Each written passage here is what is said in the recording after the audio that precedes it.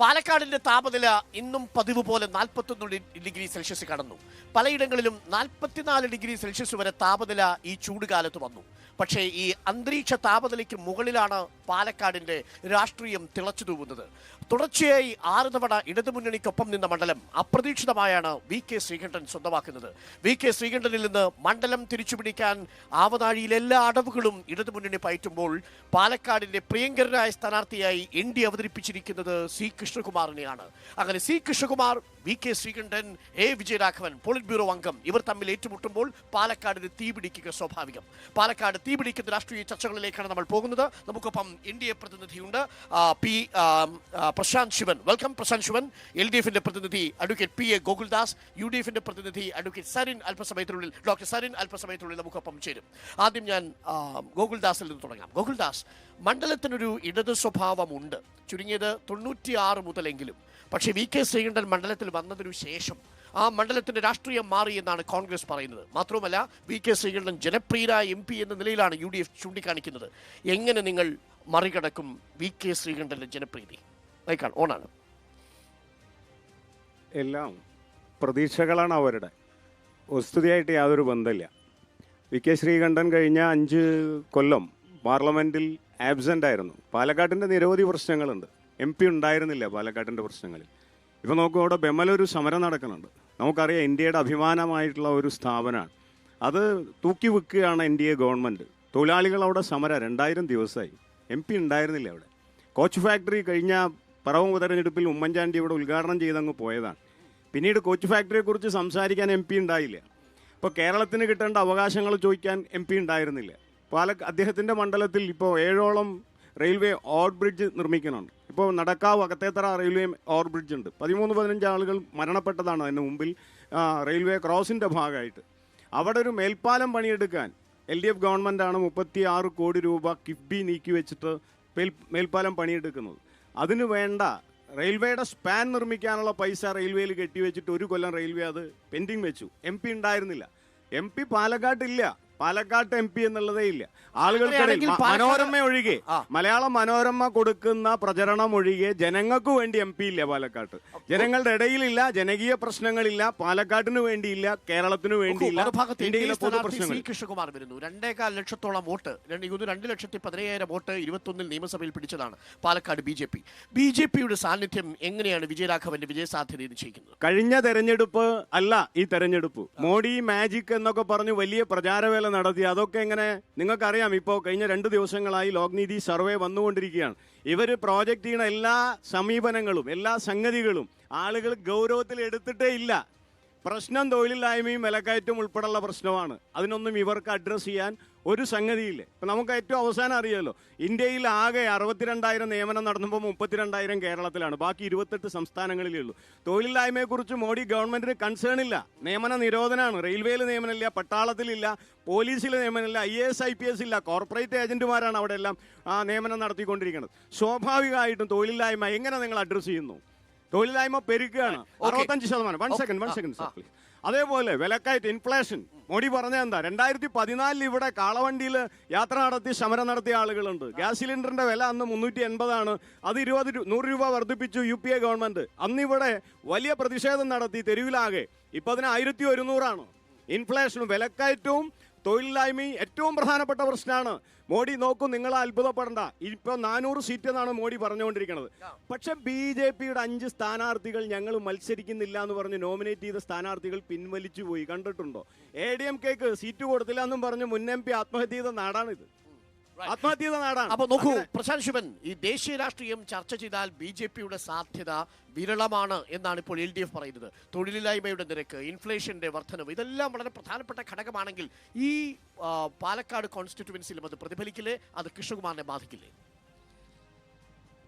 ഓണല്ലേ, ഇവിടെ വലിയ രീതിയിൽ CPMന്റെ പ്രതിനിധി പറഞ്ഞു, ഇവിടെ പല സർവേകളും പുറത്തു വരുന്നുണ്ട്, നരേന്ദ്രമോദിക്ക് ഇടിഞ്ഞു വീണുകൊണ്ടിരിക്കുകയാണ് പ്രതിച്ഛായ എന്നെല്ലാം പറഞ്ഞു.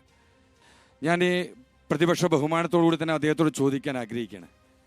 അദ്ദേഹത്തിൻ്റെ പാർട്ടിയുടെ ദേശീയ നേതാക്കന്മാർ അങ്ങ് ഡൽഹിയിൽ ഇവരുടെ പാർട്ടി ആസ്ഥാനം നിൽക്കുന്ന സ്ഥലത്ത് പോലും ഇവർക്ക് സ്വന്തം പാർട്ടി ചിഹ്നത്തിൽ വോട്ട് ചെയ്യാൻ പറ്റാത്ത ഗതികേടിൽ നിന്നുകൊണ്ടാണ് ഇവർ BJP ഇവിടെ വെല്ലുവിളിക്കുന്നത്, ഇവിടെ പറയുന്നത് എന്താ പറയുന്നത്? BJP മോദിയുടെ പ്രതിച്ഛായ ഇടിഞ്ഞു വീണുകൊണ്ടിരിക്കുന്നു.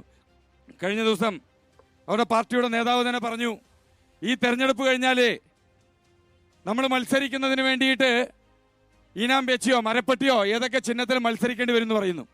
ഇത്തരത്തിൽ പറയുന്ന ആളുകളാണ് ഇന്ന് ഇന്ത്യ മഹാരാജ്യം മുഴുവൻ പടർന്ന് പന്തലിച്ച് നിൽക്കുന്ന ഈ ഭാരതീയ ജനതാ പാർട്ടിയോട് പറയുന്നത് നരേന്ദ്രമോദിയുടെ പ്രതിച്ഛായ ഇടിഞ്ഞു വീഴുന്നു. ഇവരിപ്പോഴും വിശ്വസിച്ചുകൊണ്ടിരിക്കുന്ന സർവേകളിലാണ്. പക്ഷേ ഞങ്ങൾ വിശ്വസിച്ചുകൊണ്ടിരിക്കുന്നത് ഞങ്ങളുടെ പാർട്ടി പ്രവർത്തകരിലാണ്. ഞങ്ങളുടെ പാർട്ടി പ്രവർത്തകർ വീട് വീടാന്തരം കയറി ഇറങ്ങിക്കൊണ്ട് ഈ രാജ്യത്ത് കോടിക്കണക്കിന് വരുന്ന നരേന്ദ്രമോദി സർക്കാരിൻ്റെ ഗുണഭോക്താക്കളെ നേരിട്ട് കണ്ടുകൊണ്ട് കഴിഞ്ഞ 10 വർഷം ഞങ്ങളിവിടെ എത്തിച്ചു കൊടുത്ത കുടിവെള്ള കണക്ഷൻ എത്തിച്ചു കൊടുത്ത വീടുകളിൽ കയറി ചെന്നുകൊണ്ട്, വീടില്ലാത്ത ആളുകൾക്ക് നൽകിയ ആ വീടുകളിൽ കയറി ചെന്നുകൊണ്ട്, ഉജ്ജ്വൽ യോജന പദ്ധതി പ്രകാരം ഗ്യാസ് നൽകിയ വീടുകളിൽ ചെന്നുകൊണ്ട്, സുകന്യ സമൃദ്ധി പദ്ധതി പ്രകാരം അതിൻ്റെ ഗുണഭോക്താക്കളുടെ വീടുകളിൽ ചെന്നുകൊണ്ട്, മുദ്രാ യോജനയുടെ ഗുണഭോക്താക്കളുടെ വീടുകളിൽ ചെന്നുകൊണ്ട്, കിസാൻ സമ്മാൻ നിധിയുടെ ഗുണഭോക്താക്കളുടെ വീടുകളിൽ ചെന്നുകൊണ്ട്, അത്തരത്തിൽ ഞങ്ങളുടെ ഗുണഭോക്താക്കളായ ആളുകളുടെ വീടുകളിൽ കയറി ചെന്നുകൊണ്ട് മോദിയുടെ ഗ്യാരണ്ടി, മോദിയുടെ പദ്ധതികളുമാണ് നിങ്ങളുടെ തെരഞ്ഞെടുപ്പ് പ്രചരണത്തിന് ഉപയോഗിക്കുന്നത്. മറുപടി കോൺഗ്രസ് പറയട്ടെ. ഈ 10 വർഷം എന്താണോ ജനങ്ങൾക്ക് മുൻപിൽ കാഴ്ചവെച്ചത്, ആ പ്രോഗ്രസ് കാർഡുമായാണ് ജനങ്ങളെ നേരിടുന്നത്.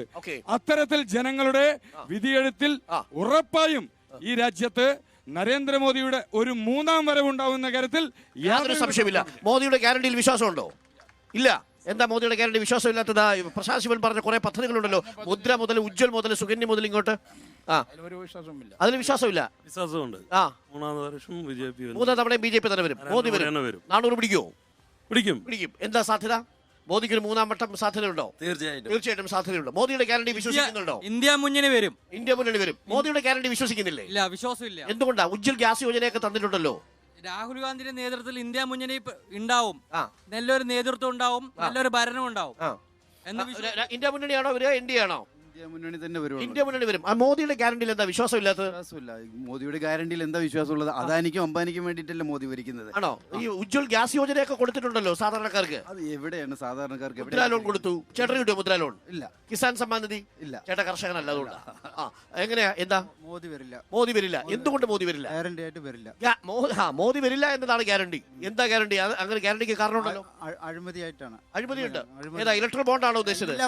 മോദി അഴിമതി. അഴിമതി. പക്ഷെ മോദിയുടെ പേരിൽ ഒരു വ്യക്തിപരമായിട്ടുള്ള അഴിമതി പിന്നെ ചൂണ്ടിക്കാണിക്കാൻ പറ്റിയിട്ടില്ലല്ലോ. ജനങ്ങൾക്ക് ഉപകാരമായിട്ട് ഒന്നുമില്ല. ജനങ്ങൾക്ക് ഉപകാരമൊന്നുമില്ല. ആര് വരും? തീർച്ചയായിട്ടും ഒരു ഇന്ത്യ മുന്നണി തന്നെ വരും. അപ്പൊ ഈ മോദിയുടെ ഗ്യാരണ്ടിയിലും ഈ വികസന പദ്ധതിയിലും വിശ്വാസമില്ലേ? പ്രോഗ്രസ് റിപ്പോർട്ടിൽ ഒരു വികസനവും ഈ രാജ്യത്ത് നടന്നിട്ടില്ല. ഒരു വികസനവും നടന്നിട്ടില്ല. അത് മറ്റുള്ള അവരിന്റെ വർഷങ്ങളായിട്ട് ഗുജറാത്ത് പോലുള്ള സംസ്ഥാനങ്ങൾ എടുത്തു കഴിഞ്ഞാൽ തന്നെ മനസ്സിലാവും. നമ്മൾ സാമ്പത്തിക ശക്തിയായിട്ട് വളർന്നു. നീതി ഒരു സാമ്പത്തിക ശക്തിയില്ല. നീതി ആയോഗ് അതില് പറഞ്ഞിട്ടുണ്ട് നമ്മുടെ കേരളത്തിനെ കുറിച്ചും നമ്മുടെ സംസ്ഥാനത്തിന്റെ വികസനത്തിനെ കുറിച്ചും നമ്മുടെ ഇവിടെയുള്ള സ്വാതന്ത്ര്യവും ഇവിടെയുള്ള മാധ്യമ സ്വാതന്ത്ര്യം എല്ലാ സ്വാതന്ത്ര്യം എടുത്താലും ജനങ്ങൾക്ക് നിഷ്പക്ഷമായി പെരുമാറാനും വസ്തുതാപരമായി സംസാരിക്കാനും വർഗീയത ഇല്ലാത്ത ഒറ്റ നാട് ഇന്ത്യയിലുണ്ടെങ്കിൽ അത് കേരളം തന്നെയാണ്. അത് ഇടതുപക്ഷം ഉള്ളതുകൊണ്ട് മാത്രമാണ്. ഓക്കെ. അപ്പം എന്താ മോദിയുടെ ഗ്യാരണ്ടിയിൽ വിശ്വാസമില്ലേ? ഒരിക്കലുമില്ല, വിശ്വാസമില്ല. ഒരുപാട് കാരണങ്ങളുണ്ട്. ഒന്നല്ല, ഒരുപാട് കാരണങ്ങൾ. ആദ്യം മണിപ്പൂരിന് ഒരു ഗ്യാരണ്ടി കൊടുക്കാൻ മോദിക്ക് കഴിഞ്ഞിട്ടുണ്ടോ എന്നുള്ളത് എനിക്കൊരു ചോദ്യമാണ്. മണിപ്പൂരിന്റെ കാര്യം ചോദിക്കുന്നു. ഗ്യാരണ്ടി കൊടുക്കാൻ കഴിഞ്ഞിട്ടുണ്ടോ? ഇവിടെയുള്ള യുവജനങ്ങൾക്ക് തൊഴിൽ ഒരു പ്രതിവർഷം 2 കോടി തൊഴിൽ കൊടുക്കുക എന്ന് പറഞ്ഞിരുന്നു. അതിനൊരു ഗ്യാരണ്ടി ഉണ്ടോ? ഗ്യാസിന്റെ കാര്യം പറഞ്ഞു. 2014 ഗ്യാസിന്റെ വില എന്താണ്? ഇപ്പോഴത്തെ ഗ്യാസിന്റെ വില എന്താണ്? വിലക്കയറ്റം, നോട്ട് നിരോധനത്തിൽ എത്രയെല്ലാം ബുദ്ധിമുട്ടുകൾ ഉണ്ടാക്കി. അങ്ങനെ ഒരുപാട് ഗ്യാരണ്ടികൾ പറയുമ്പോൾ അതിന് തിരിച്ചു ചോദിക്കാൻ പൊതുമേഖലാ സ്ഥാപനങ്ങൾ ഉൾപ്പെടെയുള്ള കാര്യങ്ങൾ വിറ്റുതൊലയ്ക്കാണ്. ഇനി അതിർത്തിയിൽ ഒരൊറ്റ ഒരു ബോർഡും കൂടെ വെച്ചാൽ മതി, ഇന്ത്യ വിൽപ്പനയ്ക്ക്. ഇതാണ് എന്താണ് മോദിയുടെ ഗ്യാരണ്ടിയിൽ എത്രത്തോളം വിശ്വാസമുണ്ട്? പരിപൂർണമായിട്ട് വിശ്വാസമുണ്ട്. ഇവർ പറയുന്നത് മോദി ഇന്ത്യ മുഴുവൻ വിൽപ്പനയ്ക്ക് വെച്ചിരിക്കുകയാണ് മോദി എന്നാണ്. അവർ ഈ ചിത്രത്തിലേ, പിന്നെ അവർ ഈ അധികാരത്തിൽ കൂട്ടുന്നത്. അവർ ചിത്രത്തിലേ, തെരഞ്ഞെടുപ്പ് ചിത്രത്തിലല്ലോ. എന്താ മോദിയുടെ ഗ്യാരണ്ടി? 100% വികസനത്തിൽ ഗ്യാരണ്ടി ഉണ്ട്. വികസനത്തിൽ മാത്രമല്ല, എന്തിന് കിഷോമാർ നോട്ട്? ഒരു സെക്കൻഡ്. അതായത് ഇത്രയും കാലം ചരട് കെട്ടിയ ആളെ ബോംബെറിഞ്ഞ് കൊല്ലുന്ന ഒരു പ്രക്രിയ കണ്ണൂരിലുണ്ടായിരുന്നു. ഇത്രയും കാലം അത് നിന്നത് മോഡി ഗവൺമെന്റ് വന്നതിന് ശേഷമാണ്. അതായത് ഓട്ടോ ഡ്രൈവർ ആയിക്കോട്ടെ, ബാങ്ക് മാനേജർ ആയിക്കോട്ടെ, അധ്യാപകനായിക്കോട്ടെ, ഒരു ബോംബെറിഞ്ഞ് അവരെ പാനൂര് ബോംബൊക്കെ പൊട്ടി. പൊട്ടി അതിലെല്ലാവരും CPM പാർട്ടിക്കാരൻ. ഓക്കെ, അപ്പൊ എന്താ മോദിയുടെ ഗ്യാരണ്ടിയിൽ വിശ്വാസമുണ്ട്? മോഡിയുടെ ഗ്യാരണ്ടിയിൽ വിശ്വാസമില്ല. എന്തുകൊണ്ട്? ബി ജെ പിയുടെ പ്രതിനിധി ഇവിടെ നിന്നിട്ട് പറയുന്നുണ്ടായിരുന്നു, ഞങ്ങൾ വികസനം കാണിച്ചാണ് ഞങ്ങൾ വോട്ട് തേടുന്നതെന്ന് പറഞ്ഞിട്ടുണ്ടായിരുന്നു. അതിന് ഗ്യാരണ്ടി ആയിട്ട് പറഞ്ഞിരിക്കുന്നത് കുടിവെള്ളം, വീടുകൾ കൊടുത്തു. എത്ര വീടുകൾ പാലക്കാട് ജില്ലയിൽ മോഡിയുടെ വകയായിട്ട് കൊടുത്തിട്ടുണ്ടെന്നൊന്ന് വ്യക്തമാക്കിയാൽ കൊള്ളാമെന്നുണ്ട്. നമുക്ക് അതിലേക്ക് വരാം. അതിന് മുമ്പ് ഡോക്ടർ സരിൻ എത്തി. Doctor Sarin, good evening. അല്പം വൈകിയാണെത്തിയെങ്കിലും ലേറ്റസ്റ്റ് ആവരും. സരിൻ, 2 ചോദ്യങ്ങളാണ് സ്ട്രെയിറ്റ്. VK ശ്രീകണ്ഠൻ 2019 വോട്ട് നേടുമ്പോൾ കുറേയധികം ഘടകങ്ങൾ ഉണ്ടായിരുന്നു. ഒന്ന്, വലിയ രാഹുൽ തരംഗമുണ്ടായിരുന്നു. ശബരിമല അടക്കമുള്ള വിഷയങ്ങളിൽ വിശ്വാസികളുടെ വോട്ട് UDF-നോടൊപ്പം നിന്നിരുന്നു. ഒപ്പം കൃപേഷ് ശരത്ലാൽ വധം അടക്കമുള്ള വിഷയങ്ങളൊക്കെ ചർച്ച ചെയ്തിരുന്നു. പക്ഷേ ഇന്ന് നിങ്ങൾക്ക് അനുകൂലമായ എന്ത് ഘടകമാണ് പാലക്കാടുള്ളത്? അരുൺ, ഇവിടെ വിക്ടോറിയ കോളേജിലെ ലെക്ചർ ആയിരുന്നു എന്നാണ് ഞാൻ മനസ്സിലാക്കുന്നത്. കുറേ കാലം പാലക്കാടിൻ്റെ രാഷ്ട്രീയം എന്താണെന്ന് മനസ്സിലാക്കിയ ഒരാളും കൂടിയാണ്. സ്വാഭാവികമായിട്ട് ഇപ്പോൾ 3 കാര്യങ്ങൾ പറഞ്ഞു. കഴിഞ്ഞ തവണത്തെ തെരഞ്ഞെടുപ്പിൻ്റെ അനുകൂല ഘടകങ്ങൾ എന്ന് പറയുന്നത് ഒരുപക്ഷെ കൃപേഷും ശരത്ലാലും ഒരു പൊളിറ്റിക്കൽ കൊലപാതകം എന്നുള്ള രീതിയിലായിരുന്നു അന്ന് കേരള മനസാക്ഷിയെ പിടിച്ചു കുലുക്കിയത്. പക്ഷേ ഇന്ന് സിദ്ധാർത്ഥൻ്റെ മരണം അതിനേക്കാൾ വലിയ വേദനയും നൊമ്പരവുമായിട്ട് കേരളത്തിന്റെ മനസാക്ഷിയുടെ മുഴുവൻ മുന്നിൽ നിൽക്കുകയാണ്. അപ്പൊ ഈ സിദ്ധാർത്ഥിന്റെ മരണത്തിന് ഉത്തരം പറയിപ്പിക്കുന്ന രീതിയിൽ തന്നെ കേരളത്തിൽ 20 മണ്ഡലങ്ങളിലും വോട്ടുകൾ പ്രതിഫലിക്കും എന്നുള്ളതിൽ യാതൊരു തർക്കവുമില്ല. സ്വാഭാവികമായിട്ടും ആ പ്രതിഫലനം കേരളത്തിൽ ഇവിടെ പാലക്കാടും ഉണ്ടാകുമെന്നുള്ളതാണ്. പാലക്കാട് സിദ്ധാർത്ഥന്റെ മരണം ചർച്ചയാവും. സ്വാഭാവികമായിട്ടും കേരളത്തിലെ മുഴുവൻ ലോക്സഭാ മണ്ഡലങ്ങളിലും അത് ചർച്ചയാവും, പാലക്കാടും അത് ചർച്ചയാവും. ഇവിടെ കുട്ടികളെ കോളേജുകളിലേക്ക് അയക്കുന്നത് പഠനത്തിന് വേണ്ടിയാണ് എന്നുള്ള കാര്യത്തെ മറന്നുകൊണ്ട് ഇവിടെ എങ്ങനെയാണ് കുട്ടികളെ ക്യാമ്പസുകളെ SFI എന്ന് പറയുന്ന കുട്ടി സംഘടന എങ്ങനെയാണ് ഇവിടെ മയക്കുമരുന്നിന്റെയും അതുപോലെ തന്നെ കഞ്ചാവിന്റെയും ഒരുപക്ഷെ ഏതൊക്കെ തരത്തിലാണ് അക്രമ രാഷ്ട്രീയത്തിന്റെ അതന്നെയാണ് മാതൃക. പ്രതികരണശേഷി നഷ്ടപ്പെട്ട സമൂഹം അവർക്ക് നേരെ വിരൽ ചൂണ്ടുമ്പോ കുരയ്ക്കുന്ന ഈ സ്വഭാവം തന്നെയാണ് ഇവിടുത്തെ ഇടതുപക്ഷ സംഘടനകളുടെയും സ്വാഭാവികമായിട്ടും ഇതൊക്കെ ജനം കാണുന്നുണ്ട്, ജനങ്ങൾ വിലയിരുത്തും. അവർ പീഡിപ്പിച്ചും പ്രലോഭിപ്പിച്ചും നേടിയ വോട്ടുകൾക്ക് പകരം ജനങ്ങൾ ഇപ്പൊ വിലയിരുത്തുകയാണ്. പാനൂർ ഒരു കൊലപാതകത്തിന്റെ ഒരു ചൂട് കെട്ടടങ്ങിയിട്ടില്ല. അവര് പറയുന്നത് വീണ് കിട്ടിയ സംഭവം എന്നാണ് അവിടുത്തെ സ്ഥാനാർത്ഥി. UDF-ന് വീണ് കിട്ടിയ സംഭവം. സ്വന്തം രാഷ്ട്രീയ പ്രസ്ഥാനത്തിൽ ഒരാൾ മരണപ്പെട്ടിട്ടും അത് UDF-ന് വീണ് കിട്ടിയ സംഭവമാണെന്നും പറഞ്ഞുകൊണ്ട് നടക്കുകയും എങ്ങനെയാണ് ബോംബ് രാഷ്ട്രീയവും കൊലപാതക രാഷ്ട്രീയവും കേരളത്തിന്റെ മനസമാധാനം തകർക്കുന്നത് എന്ന് വടകരയിൽ മാത്രമല്ല കണ്ണൂരിൽ പക്ഷേ ഒരു കണക്കുകൾ മുന്നിൽ വെച്ച് നോക്കിയാൽ ഇടതുമുന്നണി അധികാരത്തിൽ വന്നതിന് ശേഷം കേരളത്തിൽ രാഷ്ട്രീയ കൊലപാതകങ്ങളുടെ എണ്ണം കുറഞ്ഞിട്ടില്ല. എവിടെയാണ് കുറഞ്ഞിരിക്കുന്നത് അരുൺ? SDPI-യും RSS-ഉം CPM-ഉം പരസ്പരം കൊന്നു തള്ളുന്ന രീതിയിൽ തന്നെയാണ് ഇവിടെ നടക്കുന്നത് കാര്യങ്ങൾ. എത്രയെത്ര കൊലപാതകങ്ങൾ. ഏറ്റവും അവസാനം രാഷ്ട്രീയ കൊലപാതകമല്ല എന്ന് വരുത്തി തീർക്കുന്ന വിധം നമ്മൾ കണ്ടതാണ് കാസർഗോഡുള്ള ആ പള്ളിയിലെ ഉസ്താദിന്റെ മരണവുമായി ബന്ധപ്പെട്ടുള്ള കാര്യം, റിയാസ് മൗലിയുടെ വധവുമായി ബന്ധപ്പെട്ടിട്ട് അവിടെ നടന്നത് എന്താ? ഫാസിസം കടന്നു വരുന്നത് എന്നുകൂടി ഞാൻ എന്റേതായിട്ടുള്ള മനസ്സിലാക്കിയ രീതിയിൽ പറയാം. നമ്മൾ വിചാരിക്കുന്നത് സംഘപരിവാർ നേരിട്ട് നടത്തുന്ന ഭരണകൂട ഇടപെടലാണ് ഫാസിസം എന്നാണ്. എന്നാൽ കേരളത്തിൽ അതിനേക്കാൾ മനോഹരമായി അതിന് ഒത്താശ ചെയ്യുന്ന പിണറായി വിജയൻ സർക്കാർ ഉള്ളിടത്തോളം കാരണം ഇവിടെ RSS-ന് ഫാസിസത്തിന് വേറൊരു ഏജന്റിന്റെ ആവശ്യമില്ല. അത് തന്നെയാണ് കേരളം ഈ തെരഞ്ഞെടുപ്പിൽ ചർച്ച ചെയ്യാൻ പോകുന്നതും വിധി എഴുതാൻ പോകുന്നതും. സംഘപരിവാറിനോടൊപ്പം ഒത്തുതീർപ്പ് നടത്തിയാണ് കോൺഗ്രസ് ഈ തെരഞ്ഞെടുപ്പിനെ നേരിടുന്നത് എന്നാണ് മുഖ്യമന്ത്രി ഇന്നും ആവർത്തിക്കുന്നത്. നിങ്ങളുടെ കയ്യിൽ എന്ത് തെളിവുണ്ട്? സംഘപരിവാറിനെതിരെ രാജ്യം ഒന്നാകെ ഈ വിദ്വേഷത്തിന്റെ ചന്തയിൽ സ്നേഹത്തിന്റെ കട തുറക്കാൻ വേണ്ടി രാഹുൽ ഗാന്ധി നടത്തിയ യാത്ര നിങ്ങൾ കണ്ടില്ലെന്നുണ്ടോ? ആ രാഹുൽ ഗാന്ധിയുടെ കൈപിടിച്ചല്ലേ CPM തെരഞ്ഞെടുപ്പിൽ മത്സരിക്കുന്നത്? അപ്പോൾ സംഘപരിവാറിന് കേരളത്തിൽ കോൺഗ്രസ് ഒത്താശ ചെയ്യുന്നു എന്നുള്ളത് ഏത് തെളിവിന്റെ അടിസ്ഥാനത്തിലാണ് മുഖ്യമന്ത്രി പറയുന്നത്? ശ്രീ ഗോകുൽദാസ് മൈക്കോണാണ്. മറുപടിക്ക് സമയമുണ്ടല്ലോ, മറുപടി പറയണം, പറഞ്ഞിട്ട് വേണം അടുത്ത് പറയാം. നിങ്ങളുടെ ചോദ്യത്തിന് 2 കാര്യം പറഞ്ഞു. നിങ്ങൾ എവിടെയാണ് മത്സരിക്കണത്? നിങ്ങൾ RSS-കാര് ചിലരൊക്കെ വന്നിട്ടുണ്ട് ഇവിടെ ചരടൊക്കെ കെട്ടിയിട്ട് പറഞ്ഞു ബോംബ് എറിഞ്ഞു കൊല്ലുന്നു. അങ്ങനെയുള്ള ആളുകളല്ല ഞാൻ വരട്ടെ. ഞാൻ പറഞ്ഞത് അവർ പറഞ്ഞൊരു കാര്യം നിങ്ങൾ വരണം, നിങ്ങൾ ചർച്ച കേൾക്കണം. നിങ്ങൾ പറഞ്ഞൊരു കാര്യം, നിങ്ങളുടെ സംഘചാലകന്റെ 2 വിജയദശമി പ്രസംഗമുണ്ട്. ഇടതുപക്ഷമാണ് പ്രശ്നം, അവർക്ക് കമ്മ്യൂണിസ്റ്റുകാരാണ് പ്രശ്നം. ഞങ്ങൾ അത്ര വലുതൊന്നല്ല. അദ്ദേഹം പറഞ്ഞു ഞങ്ങൾ വളരെ ചെറുതാണ്. പക്ഷെ മോഡി മാപ്പ് പറഞ്ഞത് കർഷക സമരത്തിന്റെ മുമ്പിലാണ് മാപ്പ് പറഞ്ഞത്. ആ കർഷക സമരത്തിന്റെ ക്രെഡിറ്റ് ഇടതുപക്ഷം കൊണ്ടുപോകേണ്ട ആവശ്യമൊന്നുമില്ല. കർഷക സമരത്തിന്റെ ക്രെഡിറ്റ് കർഷക സമരം അങ്ങനെ ഇടപെട്ടാൽ ഞാൻ ഇടപെടും. ഞാൻ സംസാരിക്കുന്നു. സരിൻ സംസാരിക്കുമ്പോൾ ഇടപെട്ടില്ല. ഞങ്ങൾ ഇടപെട്ടില്ല. ഗോകുൽ ഒരു നിമിഷം സരിൻ അല്ല സരിൻ അല്ല നോക്കൂ സമയം തരാം പറയൂ അല്ല ഊഴത്തിൽ പറയൂ അല്ല ഗോകുലിന്റെ ഊഴം അതിനുശേഷം സരിനിലേക്ക് ഞാൻ വരാം പ്ലീസ് ഗോകുൽ ഓക്കെ സരിൻ ഊഴത്തിൽ പറയൂ ഗോകുൽ പറ ഇവിടെ അദ്ദേഹം വലിയ മാന്യനായി പറഞ്ഞു. അവിടെ ആളുകൾ പറഞ്ഞപ്പോ ഇതാണ് ഇടതുപക്ഷത്തിന്റെ. നിങ്ങൾ ഈ ഇതിന്റെ നേതൃത്വത്തിൽ പ്രതിനിധീകരിക്കുന്ന ആളാ. ഞാൻ സംസാരിക്കുമ്പോ എന്നാ അവസരം തന്നില്ലെങ്കിൽ മാസിനോട് പറയാ. നിങ്ങളാണ് ഇപ്പൊ ഇവിടെ ഞാൻ സംസാരിക്കുന്നതിന്റെ ഇടയിൽ കയറിയിട്ട് ജനാധിപത്യം പറയുന്നത്. നിങ്ങൾ പറയുന്ന എല്ലാ ഞാൻ അംഗീകരിച്ചില്ല. അത് അവർക്ക് അവകാശമില്ല. ഞാൻ ചോദിക്കട്ടെ, മാത്രമേ ഉള്ളൂ സംസാരിക്കുന്നതിനിടയിൽ അവാസ്തവം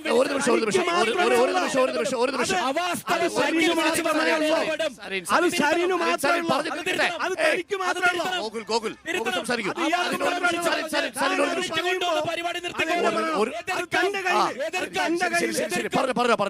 പറഞ്ഞോ. അതായത് അവാസ്തവം ഇദ്ദേഹം പറയുമ്പോ ഞാൻ ക്ഷമയോടെ എന്റെ സമയത്ത് പറയാം, എന്റെ ജനാധിപത്യ ബോധം.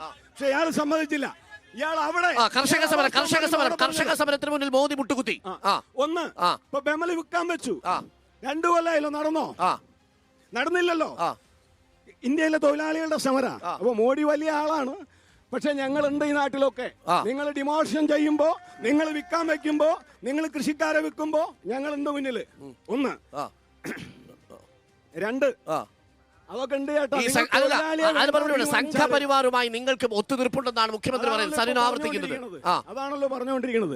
കേരളത്തിൽ RSSന്റെ സംഘചാലകന്റെ പ്രസംഗം നിങ്ങൾ കേട്ട് കാണും. ഇത്തവണത്തെ വിജയദശമി നാളിൽ കഴിഞ്ഞ തവണത്തെ വിജയദശമി പ്രസംഗത്തിൽ 8 മിനിറ്റ്, ഇത്തവണത്തെ 20 മിനിറ്റ് കമ്മ്യൂണിസ്റ്റുകാരെ തീർക്കണം എന്നാണ്. മനസ്സിലായോ? അതാണ് അവരുടെ രാഷ്ട്രീയം. കമ്മ്യൂണിസ്റ്റുകാർക്കെതിരായിട്ടാണ് സംഘപരിവാരത്തിന്റെ. പറഞ്ഞേക്കും സംഘപരിവാരം. 2 അത് നിങ്ങൾ ബേജാറാവണ്ട മോനെ. അതൊന്നും അങ്ങനെ ബേജാറാവണ്ട. ഗോകുൽദാസ് അവരുടെ കയ്യിൽ മൈക്കില്ല. അവരോട് മറുപടി പറയരുത്, നേരിട്ട് പറഞ്ഞോളൂ. പിന്നെ ഞാൻ അപ്പോഴേക്കും ഇടവേളയ്ക്ക് വരാം. പറഞ്ഞോളൂ. ഒരു ചെറിയ ഇടവേള വേണം. ഇടവേളയ്ക്ക് ശേഷം പാലക്കാടിലെ വോട്ടർമാരുടെയും രാഷ്ട്രീയ പ്രതിനിധികളും തുടങ്ങി വെച്ച സംവാദം അടുത്ത ഘട്ടത്തിലേക്ക് പോകും. ഇടവേള, ഷോർട്ട് ബ്രേക്ക്. അപ്രതീക്ഷിതമായ അടിയൊഴുക്കുകൾ കൊണ്ട് പലപ്പോഴും നമ്മെ വിസ്മയിപ്പിച്ച പാലക്കാട് ലോക്സഭാ മണ്ഡലത്തിലാണ് ഇന്ന് കുരുക്ഷേത്രം തത്സമയം പ്രേക്ഷകർക്കൊപ്പം ചേരുന്നത്. എന്താണ് ഇവിടെ പറഞ്ഞതിനുള്ള മറുപടി? ഞാൻ വരാം, അതിഥികളിലേക്ക് വരാം. ചുരുക്കി ഞാൻ വരാം. ഇവിടെ കോൺഗ്രസിന്റെ പ്രതിനിധിയോട് പറയാനുള്ളത്, കോൺഗ്രസിന്റെ പ്രതിനിധി ഇവിടെ ചൂണ്ടിക്കാണിച്ചു അവിടെ ആക്രമണം നടന്നു, ഇവിടെ പടക്കം പൊട്ടി, അതിനെക്കുറിച്ചാണ് പറയാൻ വന്നത്. ഒരു വികസനത്തെക്കുറിച്ചും കോൺഗ്രസ്സുകാർക്ക് പറയാനില്ലാത്തത് കൊണ്ടും ശ്രീകണ്ഠൻ MP ഇവിടെ നിന്ന് ഒരു വികസന പ്രവർത്തനം നടത്താത്തത് കൊണ്ട് മാത്രമാണ് മറ്റുള്ള സ്ഥലങ്ങളിൽ എന്തെങ്കിലും പ്രശ്നങ്ങൾ നടന്നിട്ടുണ്ടോ ആ പ്രശ്നങ്ങളിൽ മാത്രം ഊന്നി അവർ പ്രവർത്തനം. അക്രമ രാഷ്ട്രീയം ചർച്ച ചെയ്യപ്പെടൂലേ ഒരു തെരഞ്ഞെടുപ്പിൽ? അക്രമ രാഷ്ട്രീയം ചർച്ച ചെയ്യപ്പെടണം. അക്രമ രാഷ്ട്രീയം ചർച്ച ചെയ്യപ്പെടും. എവിടെയാണ് CPMന്റെ ഭാഗത്ത് നിന്ന് അക്രമം ഉണ്ടായതായിട്ട് മനോരമ ചാനൽ പോലുള്ള ഈ ചാനലുകളിലല്ലാതെ വേറെ എവിടെയാണ് ചർച്ച ചെയ്യപ്പെടുന്നത്? വേറെ എവിടെയാണ് ഇങ്ങനെ അക്രമ രാഷ്ട്രീയം നടന്നിട്ടുള്ളത്? ഒന്നുമില്ല. ഇപ്പോൾ ഇവിടെ BJPയുടെ പ്രതിനിധികൾ സംസാരിക്കാനിടയായി. BJPയുടെ പ്രതിനിധി ഇവിടെ സംസാരിക്കാനിടയായി. BJPയുടെ പ്രതിനിധി ഇവിടെ പറഞ്ഞു CPM ഇവിടെ അവസാനിച്ചുകൊണ്ടിരിക്കുകയാണ്, CPM ഇവിടെ ഇല്ലായ്മ ആയിക്കൊണ്ടിരിക്കുകയാണെന്ന്. എനിക്ക് പറയാനുള്ളത്, CPM എന്ന് പറയുന്ന സംഘടന, CPM എന്ന് പറയുന്ന പ്രവർത്തകർ ഇല്ലാതാവില്ല. കേട്ടിട്ടില്ലേ? കനൽ ഒരു തരി മതി എന്നാണ് ഞങ്ങൾ. അപ്പൊ ഒരു തരി മതി എന്നാണ്. അല്ല ചേട്ടാ, കോൺഗ്രസിന്റെ വികസനം പറയുമ്പോൾ ഇവിടെ MP ഉണ്ടായിരുന്ന സമയത്ത് ഈ പാലക്കാട് ടൗണിൽ 5 കിലോമീറ്റർ റേഡിയസിൽ എന്തെങ്കിലും ഒരു വികസനം ഇവർ ചെയ്തിട്ടുണ്ടോ? എൻ്റെ ഇവിടെ ഈ മറ്റേ പരിപാടി എല്ലാവരും ചുറ്റുകൂടി നോക്കുമ്പോൾ 5 കിലോമീറ്റർ പോയിട്ട് 50 മീറ്ററിന്റെ അപ്പുറത്ത് മുനിസിപ്പൽ ബസ് സ്റ്റാൻഡ് 2,26,000. ഞാനൊന്ന് പറയട്ടെ, പറയുമ്പോ കേക്ക്. ഞാനൊന്ന് പറയാം. ഒരു മിനിറ്റ്. 67 കോടി രൂപ പാലക്കാടിന്റെ ചരിത്രത്തിൽ ആദ്യമായി പിറ്റ് ലൈൻ മുനിസിപ്പൽ ബസ് സ്റ്റാൻഡിന്റെ അടുത്ത് അവിടെ നിർമ്മാണ പ്രവർത്തനം പുരോഗമിക്കുന്നു. ആരാ അതിന് ഉത്തരവാദി? 67 അത് ആരാ ഉത്തരവാദി? ആര് ഏത് ഈ ബസ് സ്റ്റാൻഡിന്റെ ബസ് സ്റ്റാൻഡ് നിർമ്മിച്ചത് VK ശ്രീകണ്ഠന്റെ MP ഫണ്ട് ഉപയോഗിച്ചുകൊണ്ടാണ്. അതെ, പാലക്കാട് നഗരത്തിൽ നൽകിയ സംഭാവനയാണ്. മാത്രമല്ല അതിന്റെ തൊട്ടപ്പുറത്തായി അതിന്റെ ഓപ്പോസിറ്റ് ആയിട്ട് പിറ്റ് ലൈൻ 67 കോടി രൂപയുടെ നിർമ്മാണ പ്രവർത്തനം നടക്കുന്നുണ്ട്. നിങ്ങളുടെ കൺമുമ്പിലുണ്ടല്ലോ വികസനം. ബസ് സ്റ്റാൻഡിന്റെ കാര്യം ഞങ്ങൾ പാലക്കാട് ജീവിച്ച ആൾക്കാരാണ്. ഇതിന് മുൻപൂടെ മുനിസിപ്പൽ സ്റ്റാൻഡ് ഉണ്ടായിരുന്നു. എന്ത് നല്ല കെട്ടിടമായിരുന്നു. ആ കെട്ടിടത്തിനെ പൊളിച്ചിട്ട് പറഞ്ഞോ. ബസ് സ്റ്റാൻഡിന്റെ അല്ല, എനിക്ക് മറ്റേ കോൺഗ്രസിന്റെ പ്രതിനിധിയോട് ചോദിക്കാനുള്ളത്, നിങ്ങൾ SDPIന്റെ വോട്ട് പരസ്യമായി വേണ്ടെന്ന് പ്രഖ്യാപിക്കാൻ നിങ്ങൾ തയ്യാറുണ്ടോ? തയ്യാറായിട്ടുണ്ട്. അല്ല, നിങ്ങൾക്ക് തീരുമാനിക്കാൻ 4-5 ദിവസം വേണ്ടി വന്നു, കുഴപ്പമില്ല. ഇനി CAA നടപ്പിലാക്കിയത് നമ്മുടെ അയൽ രാജ്യങ്ങൾ ചൈന, മ്യാൻമറിലെ മുസ്ലിങ്ങളല്ലാത്ത ബാക്കിയുള്ളവരെ മാത്രം ഉൾപ്പെടുത്തിയ മുസ്ലിങ്ങളെ നിങ്ങൾ വർഗീയമായ നിയമമല്ലേ? നമുക്ക് മറുപടി തുടങ്ങാം. പ്രശാന്ത് ശിവനിൽ നിന്ന് മറുപടി. നേരത്തെ 3-4 കാര്യങ്ങളൊക്കെ പറഞ്ഞു. ഗ്യാസിന്റെ വിലയെ കുറിച്ച് പറഞ്ഞു. ഗ്യാസ് വില 2012 900 രൂപ എത്തിയ സമയത്ത് അന്ന് UPA ഗവൺമെന്റിന്റെ കേന്ദ്രമന്ത്രിയായിരുന്ന രേണുക ചൗധരി അവർ പറഞ്ഞ വീഡിയോ ഇന്നും സാമൂഹ്യ മാധ്യമങ്ങളിൽ അവൈലബിൾ ആണ്. 900 രൂപയ്ക്ക് നിങ്ങൾക്ക് എന്താ ഗ്യാസ് വാങ്ങിക്കൂടെ? അതിന് വാങ്ങിക്കാൻ പറ്റാത്തവർ വാങ്ങിക്കണ്ട എന്ന് പറഞ്ഞൊരു വീഡിയോ മോദി സർക്കാർ നടപ്പാക്കി. പൂർത്തിയാക്കട്ടെ ഒരു മിനിറ്റ്. അത് മോദി സർക്കാർ നടപ്പാക്കി. പൂർത്തിയാക്കട്ടെ ഒരു മിനിറ്റ്. 1240 രൂപ വരെ എത്തി. ഇന്ന് ഗ്യാസിന്റെ വില 1240 ഉണ്ടോ? മനസ്സിലായില്ല. ഏത് കാലഘട്ടത്തിലാണ് 1000-ന് മുകളിൽ പോയത്? 2012. ഒരു മിനിറ്റ് ഇടപെടലേ.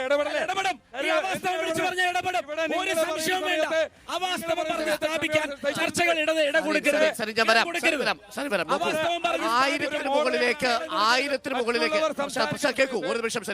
1000-ന് മുകളിലേക്ക് ഗ്യാസിന്റെ വില പോയത് ഏത് കാലഘട്ടത്തിലാണ്? 2012. 2012 എന്താണ് സാർ? 480 രൂപയാണ്. 480. അത് വാണിജ്യ സിലിണ്ടറാണ്. 2012 വാണിജ്യ സിലിണ്ടറാണ്. ഗാർഹിക സിലിണ്ടറിന് 480 രൂപ. ഇന്ന് ഗ്യാസിന്റെ വില എത്ര? ആരോട് പറഞ്ഞോളൂ. 970. ഇന്ന് ഗ്യാസിന്റെ വില എത്തിയ 970. 2012 ഗ്യാസിന്റെ വില എത്തിയ 410. 2012 900 രൂപ വരെ എത്തിയിട്ടുണ്ട്. 2012 900 രൂപ വരെ എത്തിയിട്ടുണ്ട്. പിന്നെ ഇവിടെ കർഷക സമരത്തെ കുറിച്ച് പറഞ്ഞു.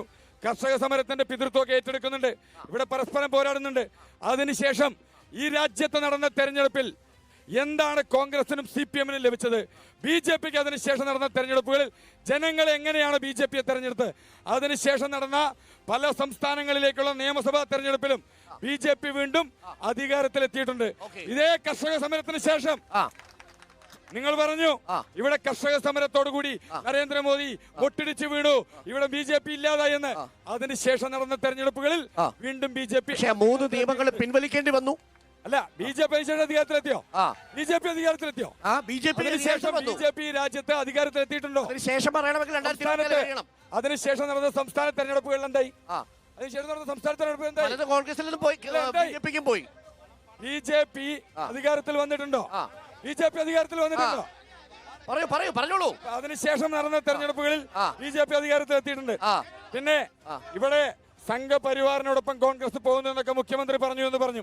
ഇവിടെ ഈ രാജ്യത്ത് മുഴുവൻ ആളുകളും കണ്ടുകൊണ്ടിരിക്കുന്നുണ്ട്.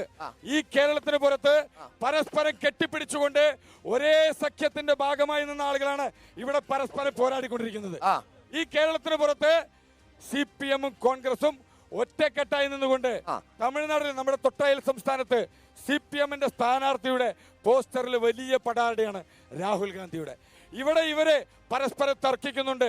ശ്രീകണ്ഠൻ അങ്ങനെ ചെയ്തു ഇങ്ങനെ ചെയ്തു എന്നൊക്കെ പറഞ്ഞുകൊണ്ട് ഈ തെരഞ്ഞെടുപ്പിന് ശേഷം കോൺഗ്രസിന്റെയോ CPM-ന്റെയോ പ്രതിനിധികൾ ജയിച്ചു കഴിഞ്ഞാൽ ഇവരുടെ പ്രധാനമന്ത്രി സ്ഥാനാർത്ഥി ഒരാൾ തന്നെയാണോ എന്ന് വ്യക്തമാക്കുവാൻ ഇവിടെ കോൺഗ്രസിന്റെ രാഷ്ട്രീയമായ ചോദ്യങ്ങളിലേക്ക് ഗോകുൽ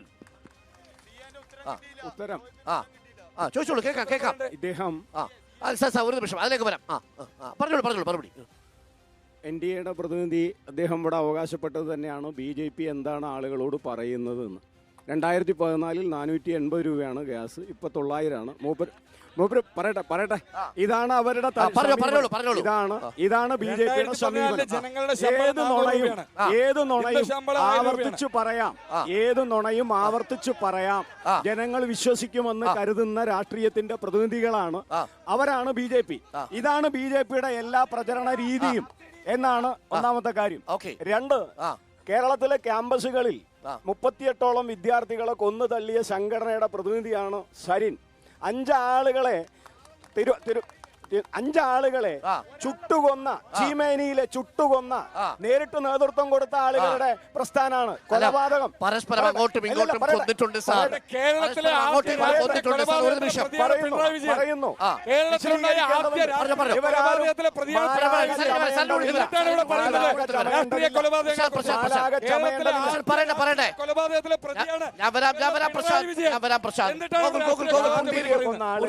ഗാന്ധിജിയെ വെടിവെച്ചു. അതിനെ തുടർന്ന് ഇന്ത്യയിലുള്ള എല്ലാ കലാപങ്ങളുടെ മുമ്പിലും ഇവരുണ്ട്. ഇന്ത്യയുടെ എല്ലാ കൂട്ടക്കശാപ്പുകളുടെ മുമ്പിലും ഇവരുണ്ട്. ഇവരെന്നിട്ട് അക്രമത്തെ കുറിച്ചാണ് ചർച്ച ചെയ്യുന്നത്. അതവിടെ ഇരിക്കട്ടെ. എല്ലാ കലാപങ്ങളുടെ മുമ്പിലും ഉണ്ട്. RSSന്റെ പ്രചരണം 1000 ആളുകളെ കൊലപ്പെടുത്തിയ അവതാരമാണ് എന്ന് വരെ പ്രസംഗിക്കുന്നുണ്ട് ശാഖകളിൽ. അത് നമ്മുടെ രാജ്യത്തുണ്ട്. അതിരിക്കട്ടെ. Political question. രണ്ടാമത്തെ നിങ്ങൾ രണ്ടുപേരും ഒരു മുന്നണിയുടെ ഭാഗമായി പരസ്പരം ചെളിവാരി എറിയണോ എന്നതാണ് ചോദ്യം. അതിലൊന്നും സംശയമില്ല. ആധുനിക കാലത്ത് ഇതൊരു സ്വകാര്യം എന്ന പോലെ ഇവർ കരുതുകയാണ്.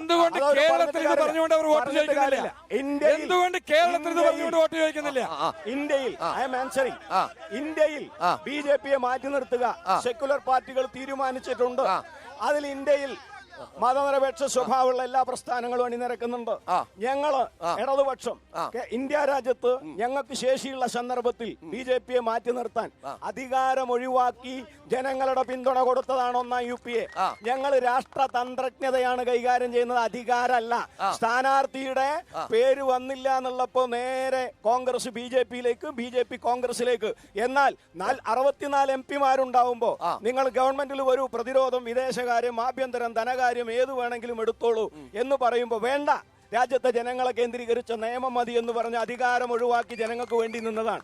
ആ സ്പൈൻ ഇന്ത്യയിൽ BJPയെ മാറ്റി നിർത്തി ജനങ്ങളെ സംരക്ഷിക്കാനുള്ള ഇന്ത്യ സഖ്യത്തിൽ ഉണ്ടാവാൻ ഇടതുപക്ഷം ജയിക്കണം. അതിന് കൂടുതൽ MP മാരുണ്ടാവണം. ഞങ്ങൾ ഉണ്ടെങ്കിലേ. പക്ഷേ അപ്പോഴൊരു ചോദ്യമുണ്ടല്ലോ. ശരി, നിങ്ങൾ 19 സീറ്റുകളിൽ മത്സരിക്കുന്നു ഗോകുൽ. പക്ഷേ ഇന്ന് ഒരു പാൻ ഇന്ത്യൻ പാർട്ടിയായി പ്രതിപക്ഷത്തെ എടുത്തു കാണിക്കാൻ പറ്റുന്നത് കോൺഗ്രസ് മാത്രമല്ലേ? ആ കോൺഗ്രസിലെ നോക്കൂ സാർ, എന്റെ ചോദ്യം ഇതാണ്. ഏറ്റവും വലിയ ഒറ്റക്കക്ഷി സാർ നോക്കൂ, കേൾക്കൂ. ഇപ്പോഴും 20-24% വോട്ട് ഇന്ത്യയിലുള്ളത് കോൺഗ്രസിനാണ് സാർ. ചോദ്യം ഇതാണ്.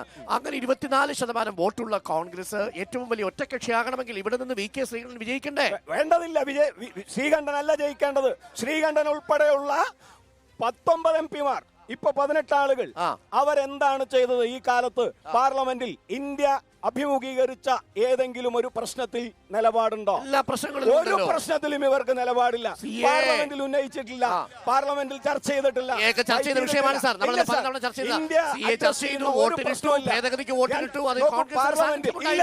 ഇല്ല സാർ. 3 കാര്യങ്ങളാണ് ഒരു MP ചെയ്യേണ്ടത്. 1, രാജ്യത്തിന്റെ പൊതുവായ പ്രശ്നങ്ങൾ. 2, അവർ പ്രതിനിധാനം ചെയ്യുന്ന സംസ്ഥാനവും. 3, അവർ പ്രതിനിധാനം ചെയ്യുന്ന കോൺസ്റ്റിറ്റ്യുവൻസിയുടെ പരിചരണവും. ഇതിലേതാണ് ഇവർ ചെയ്തത്? നിങ്ങൾ നോക്കൂ. പാർലമെന്റിൽ മണ്ഡലം പൊന്നുപോലെ നോക്കിയില്ലേ VK ശ്രീകണ്ഠൻ? മണ്ഡലം നോക്കിയിട്ടില്ല. പാർലമെന്റിൽ ഏറ്റവും കൂടുതൽ ഫണ്ട് ചെലവാക്കാത്ത MP പാലക്കാട്ട് MP ആണ്. ഇന്ത്യയിൽ 543 MP മാരിൽ മണ്ഡലം വികസനത്തിന് ഫണ്ട് ചെലവാക്കാത്ത MP VK ശ്രീകണ്ഠനാണ്. ശരി, മറുപടി സാറിന്റെ മറുപടി. ഈ 3 കാര്യങ്ങളിലും എങ്ങനെയാണ് VK ശ്രീകണ്ഠൻ പ്രതിനിധീകരിച്ചത് എന്നതാണ് ചോദ്യം. ദേശാഭിമാനിയിൽ വരുന്ന വാർത്തയും കൈരളി റിപ്പോർട്ട് ചെയ്യുന്നതും വെച്ചിട്ടല്ലായിരിക്കണം ഇവിടേക്ക് സംസാരിക്കേണ്ടത്. ഉദാഹരണം പറയുകയാണെങ്കിൽ ഒന്നാം BJP സർക്കാരിന്റെ ഭാഗമായി നിന്ന Palakkad ലോക്സഭയുടെ പ്രതിനിധിയായിരുന്നു MP Rajesh.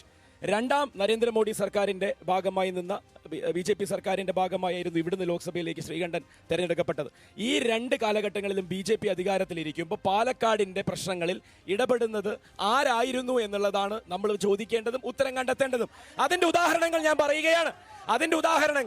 Prime ministers ഗ്രാമീണ സടക്ക് യോജന PMGSY എന്ന് പറയുന്ന പദ്ധതിയിൽ MP രാജേഷ് ഒന്നാം ഘട്ടത്തിലെ MP ആയിരുന്ന പാലക്കാടില് 12ാം സ്ഥാനത്തായിരുന്നു റോഡുകളുടെ വികസനത്തിന്റെ കാര്യത്തിൽ. ഇന്ന് ശ്രീകണ്ഠൻ കേരളത്തിലെ MP മാരുടെ എണ്ണത്തിൽ 2ാം സ്ഥാനത്താണ്. PMGSY എന്ന് പറയുന്ന ഗ്രാമീണ സടക്ക് യോജനയുടെ ഏത് റോഡാണെങ്കിലും എണ്ണമിട്ട് അക്കമിട്ട് പറഞ്ഞു തരാം. ഏറ്റവും രസകരമായ ഒരു വസ്തുതയുണ്ട്. തദ്ദേശ വികസന ഫണ്ട് എന്ന് പറഞ്ഞ ഓരോ എംപിക്കും 5 കോടി വീതം ഓരോ വർഷവും കിട്ടുന്നത്. ഓരോ വർഷവും 5 കോടി വീതം കിട്ടുന്നത്. ഓരോ വർഷവും 5 കോടി. കോവിഡിന്റെ കാലഘട്ടത്തിൽ 8 കോടി വെട്ടിക്കുറച്ചിട്ടും 3 വർഷത്തെ 5 കോടിയും 1 വർഷത്തെ 2 കോടിയും ചേർന്ന 17 കോടിയുടെ വികസനം നടപ്പിലാക്കിയ വി.കെ. ശ്രീകണ്ഠനും 10 കൊല്ലം ഇരുന്ന എം പി രാജേഷ് ലാപ്സാക്കി കളഞ്ഞ 2,29,00,000 പുറകിൽ പോയി ചരിത്രത്തിൽ ആദ്യമായി PMO ഓഫീസ്, അതുപോലെ മിനിസ്ട്രി ഓഫ് ഫൈനാൻസ്, അതുപോലെ തന്നെ ലോക്സഭാ സെക്രട്ടേറിയറ്റ് ഇതിന്റെ ഇടപെടലുകളിലൂടെ ചരിത്രത്തിൽ ആദ്യമായി ക്യാരി ഫോർവേഡ് ചെയ്യാൻ ഒരു MP തന്റെ രാഷ്ട്രീയ എതിരാളിയാണെന്ന് അറിഞ്ഞിട്ടും ജനങ്ങൾക്ക് അത് ഉപകാരപ്പെടണമെന്ന് പറഞ്ഞ് ആ ഫണ്ടിന് ചെലവഴിക്കാൻ പുതിയ രീതി ഉണ്ടാക്കിയെടുത്ത ആളാണ് MP ശ്രീകണ്ഠൻ എന്നുള്ളത് പരിശോധിക്കാം. രേഖകളുണ്ട്. ഞാൻ നിർത്തുകയല്ല, എനിക്ക് ഇനി അവസരങ്ങളുണ്ട്. ചോദ്യങ്ങൾ ഒരുപാടുണ്ടായിരുന്നു. ഒന്നാം UPA സർക്കാരിന് കൊടുത്ത പിന്തുണയെ പറ്റി പറഞ്ഞു. വലിച്ച പിന്തുണയെ പറ്റി എന്താ ഗോകുൽദാസ് പറയാത്ത? ഇവര് പിന്തുണ വലിക്കുമ്പോ ആർക്കായിരുന്നു ഇവര് അവസരം സൃഷ്ടിച്ചു കൊടുത്തത്? എന്തിനായിരുന്നു ഒന്നാം UPA സർക്കാരിന്റെ പിന്തുണ? യാതൊരു തരത്തിലും രാഷ്ട്രീയമായ നേട്ടമുണ്ടാക്കാൻ സാധിക്കില്ലെന്നറിഞ്ഞിട്ടും ഈ രാജ്യത്ത് രാഷ്ട്രീയ അനിശ്ചിതത്വം ഉണ്ടാക്കാൻ BJPക്ക് ഒത്താശ. 77 പാലക്കാട് സീറ്റിൽ മത്സരിക്കുമ്പോ LK അഡ്വാനി ട്രെയിനിൽ വന്ന് പ്രസംഗിച്ച അതേ പാലക്കാടാണിത്. രണ്ട് കാര്യങ്ങളിൽ വളരെ പെട്ടെന്ന് മറുപടി. ഒന്ന്, വി.കെ. ശ്രീകണ്ഠൻ കണക്കുകൾ വെച്ച് സരിൻ പറഞ്ഞ ഈ വികസന പദ്ധതികളിൽ ഏർപ്പെട്ടു. സാറിന്റെ കയ്യിൽ ഫോണുണ്ടല്ലോ, ലോക്സഭാ സൈറ്റ് എടുക്കുക. വി.കെ. ശ്രീകണ്ഠൻ നടത്തിയ പ്രവർത്തനങ്ങളുടെ സൈറ്റ് റിപ്പോർട്ട് മുഴുവനുണ്ട്. പാലക്കാട് MP ആണ് ഇന്ത്യയിൽ 543 ആളുകളിൽ ഏറ്റവും കുറഞ്ഞ ഫണ്ട് ചെലവാക്കിയ ആള്. കണക്ക് MP രാജേഷിന്റെ കുടിശ്ശിക പോലും അദ്ദേഹം ചെലവാക്കിയെന്നാണ് പറയുന്നത്. 100% ഫണ്ട് ചെലവാക്കിയ MP ആണ്. MP രാജേഷ് 100% ഫണ്ട് ചെലവാക്കിയ MP ആണ്. സാർ, നിങ്ങളുടെ ഫോണുണ്ട്, കണക്കുകൾ സംസാരിക്കും. ഞങ്ങൾ പറയുന്നു, ഇത് കണക്കുകൾ സംസാരിക്കും. സൈറ്റില് റോഡുകൾ ശ്രീകണ്ഠൻ, പ്രൈം മിനിസ്റ്റർ സഡക് യോജന, ലോകസഭാ സൈറ്റിൽ MP ഫണ്ടിന്റെ മുഴുവൻ സംഗതികളുണ്ട്.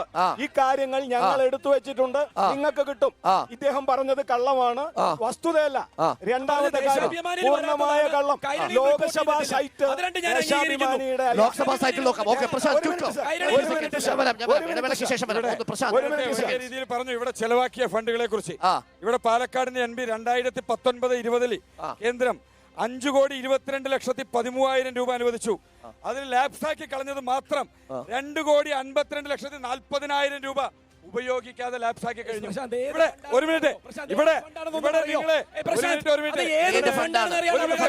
ഇത് പറഞ്ഞ് മുഴുവിപ്പിക്കാൻ നിങ്ങൾ തരുന്നത് 30 സെക്കൻഡ് ഇടപെടുക. മറ്റുള്ളവർ സംസാരിക്കുമ്പോൾ എന്ത് മര്യാദ? ഇവിടെ ഈ കഴിഞ്ഞ ദിവസം അട്ടപ്പാടിയിലെ ഇവിടെ നമ്മുടെ പ്രസിഡന്റ് അധികാരത്തിലെത്തിയതിനു ശേഷം, രാഷ്ട്രപതി ആയതിനു ശേഷം ഇവിടെ അട്ടപ്പാടി ഊരിൽ നിന്ന് കാണുവാനായിട്ട് ഊരുമൂപ്പന്മാർ പോയി. ആ ഊരുമൂപ്പന്മാരുടെ ആവശ്യപ്രകാരം അവിടേക്ക് റോഡ് അനുവദിച്ചതിനെ ഈ MP-യുടെ ഫണ്ടിലേക്ക് എഴുതി തുരുകി കയറ്റുന്ന വി.കെ. ശ്രീകണ്ഠൻ. ഇവിടെ കേന്ദ്രം പിറ്റ് ലൈനിന് വേണ്ടിയിട്ട് ഏതെങ്കിലും ഒരു അപേക്ഷ ഇവിടുത്തെ വി.കെ. ശ്രീകണ്ഠൻ കേന്ദ്ര റെയിൽവേ മന്ത്രിക്ക് നൽകിയിട്ടില്ല. പക്ഷേ ഇവിടെ പിറ്റ് ലൈൻ വന്ന സമയത്ത് അതിന്റെ പിതൃത്വം ഏറ്റെടുക്കുകയാണ്. ഇത്തരത്തിൽ 8 കാലി മമ്മൂഞ്ഞായിക്കൊണ്ട് കേന്ദ്രം നടത്തുന്ന പദ്ധതികളുടെ പിതൃത്വം ഏറ്റെടുത്തുകൊണ്ട് മറ്റുള്ളവരുടെ ഗർഭത്തിന്റെ പിതൃത്വം ഏറ്റെടുക്കുന്ന രീതിയിൽ വി.കെ. ശ്രീകണ്ഠൻ മാറിയിരിക്കുകയാണ്. ഇത്തരത്തിൽ കേന്ദ്ര സർക്കാരിന്റെ പദ്ധതികൾ മുഴുവൻ ഇവിടെ അട്ടപ്പാടിയിലേക്ക് കേന്ദ്രം ഒരു ആയുഷ് ആശുപത്രി അനുവദിച്ചിട്ടുണ്ട്. അട്ടപ്പാടിയിലേക്ക് ആയുഷ് ആശുപത്രി അനുവദിച്ചിട്ടുണ്ട്. ഇവിടുത്തെ MP-യോ സംസ്ഥാന സർക്കാരോ അതിന് ഭൂമി ഏറ്റെടുത്ത് ഇനിയും നൽകിയിട്ടുണ്ട്. അപ്പൊ ഇത്തരത്തിൽ കേന്ദ്രം നൽകുന്ന പദ്ധതികള് സ്വന്തം അക്കൗണ്ടിലേക്ക് ആക്കി ചേർത്തുകൊണ്ട് ഇവിടുത്തെ ജനങ്ങളെ ദേശീയ രാഷ്ട്രീയം, മണ്ഡലത്തിലെ രാഷ്ട്രീയം, സംസ്ഥാനത്തെ രാഷ്ട്രീയം എങ്ങനെയാണ് പാലക്കാട് ചർച്ച ചെയ്യുന്നത് എന്നാണ് പാലക്കാട് വോട്ടർമാർക്കും പാർട്ടി പ്രവർത്തകർക്കും പറയാനുണ്ട്. ഇടവേളയ്ക്ക് ശേഷം ഷോർട്ട് ബ്രേക്ക്. കടുത്ത വേനൽ ചൂടിലാണ് പാലക്കാട്. തീപിടിക്കുന്ന രാഷ്ട്രീയ ചർച്ചയാണ്. അതിനിടയിൽ വേനൽ മഴയുടെ സാന്നിധ്യം അറിയിച്ച് നല്ല കുളിർക്കാറ്റ് വീശുന്നുണ്ട്. പാലക്കാട് മണ്ഡലത്തിലെ കുളിർക്കാറ്റായി ഏതു സ്ഥാനാർത്ഥി മത്സരിച്ചു പോകും 4-ാം തീയതി എന്നതാണ് ചോദ്യം. വളരെ ചുരുക്കി കഴിഞ്ഞ ഒരു സാധാരണക്കാരന്റെ ചോദ്യമാണ്. അതിനോട് വീട് പോകരുത്, പ്രലോഭനമാണ്. ഇന്ത്യക്ക് സ്വാതന്ത്ര്യം കിട്ടിയതിന് ശേഷം ഇന്ത്യ മുഴുക്ക ഭരിച്ചുകൊണ്ടിരിക്കുന്നത് കോൺഗ്രസ് ആയിരുന്നു. പല സംസ്ഥാനങ്ങളിൽ CPM ഭരിക്കുന്നുണ്ട്. ഇപ്പൊ വളരെ ചോർന്ന് 1-2 സംസ്ഥാനങ്ങളിലായിട്ട് കോൺഗ്രസും ഒരു സംസ്ഥാനത്ത് CPM മാത്രമായി നിൽക്കുന്നു. ഈ വലിയൊരു തോൽവിയുടെ കാരണം എന്താണെന്നുള്ളത് വളരെ ചുരുക്കിയ ഭാഗത്ത് ഇവർക്ക് പറഞ്ഞുതരാൻ കഴിയണം. ഒരു സെക്കൻഡ്.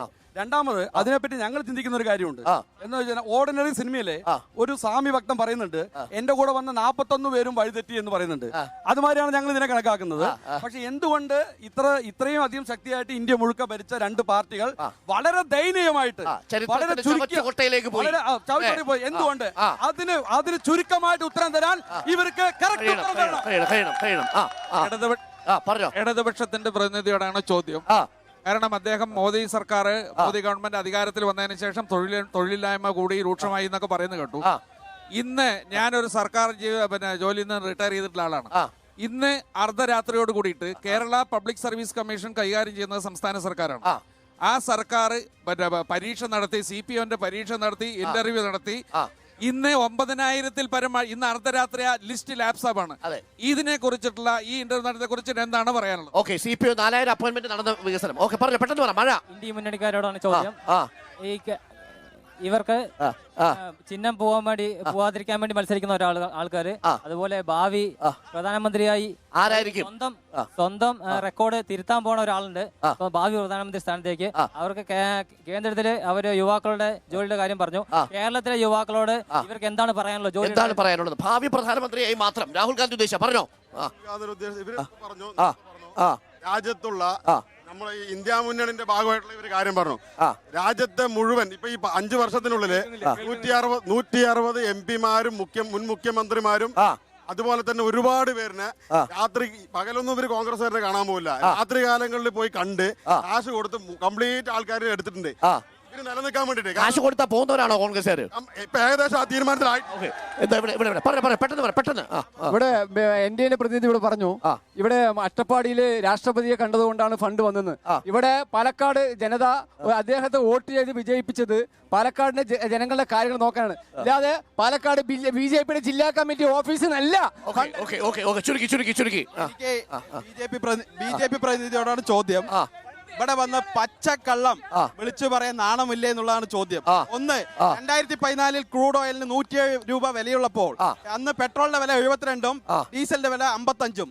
ഇന്ന് 85 രൂപ ക്രൂഡ് ഓയിലിനുള്ളപ്പോൾ ഇന്ന് 106 രൂപ പെട്രോളിനും അതുപോലെ തന്നെ ഡീസൽ 95-ഉം. അന്ന് ഗ്യാസിന്റെ വില 450 ആയിരുന്നു. ഇന്ന് 1150. 100 രൂപ കുറച്ചു. കാരണം ഞാന് ഗ്യാസിന്റെ പൈസ ഞാൻ കൊടുക്കുന്ന ആളായതുകൊണ്ട് എനിക്ക് കൃത്യമായിട്ട് അറിയാം അതിന്റെ വില. അത് ജനങ്ങള് നിങ്ങൾക്കെതിരെ 10 വർഷമായി 10 തുടർച്ചയായി ഇവിടെ നഗരസഭ ഭരിക്കുന്ന പാലക്കാടിനെ സംബന്ധിച്ചിടത്തോളം ഇവിടെ അമൃത് പദ്ധതിയുടെ ഭാഗമായി അർബൻ സിലേഷൻ അതിന്റെ കാരണങ്ങളായിട്ട് ഒരുപാട് ഫണ്ട് ഇവിടെ ഉപയോഗിച്ചിട്ടുണ്ട്. ഇവിടെ ചാലി നവീകരണത്തിന് ഇപ്പോഴും പകുതി 5 വർഷമായിട്ട് ഇപ്പോഴും പകുതി ഇട്ടിരിക്കുന്നു. ആ ഫണ്ട് മുക്കിയിട്ട് ഇവിടുത്തെ കൗൺസിലർമാര് വളർന്നു കാര്യം മാത്രമാണ് പറയുന്നത്. ഈ ഇന്ത്യ ഇത്തവണ വോട്ട് ചെയ്യാൻ പോകുന്നത് വർദ്ധിച്ച തൊഴിലില്ലായ്മയുടെയും വിലക്കയറ്റത്തിന്റെയും പേരിലായിരിക്കും. സ്വാഭാവികമായും യുവാക്കളെ, ചെറുപ്പക്കാരെ മുഴുവൻ നാണം കെടുത്തുന്ന വിധം ഈ രാജ്യത്ത് തൊഴിലില്ലായ്മയും വിലക്കയറ്റവും വർദ്ധിച്ചു വരുന്നതിനെതിരെ പ്രതികരിക്കുന്ന ഒരു ജനവിഭാഗം ഇന്ത്യയിൽ ഉണ്ടെന്ന് തെളിയിക്കപ്പെടും. കേരളത്തിൽ ഇടതുപക്ഷം തൂത്തുവാരും. ഇന്ത്യയിൽ LDF നിർണായക ശക്തിയായിരിക്കും. ഇന്ത്യ സഖ്യത്തിൽ ബദൽ രാഷ്ട്രീയമുയർത്തി. ഒറ്റ ചോദ്യം, ഇന്ത്യ യൂണിയന്റെ പ്രസിഡന്റ് എവിടെയായിരുന്നു പാർലമെന്റിന്റെ ഉദ്ഘാടന ചടങ്ങിൽ? വിധവയായതുകൊണ്ട് മാറ്റി നിർത്തപ്പെട്ട വനിതയാണ് അവർ. മനു നിയമമാണ്